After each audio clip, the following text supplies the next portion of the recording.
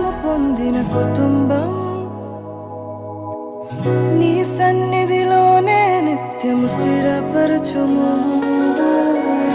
నీ చిత్తము నెరవేర్చుటయే నా జీవితం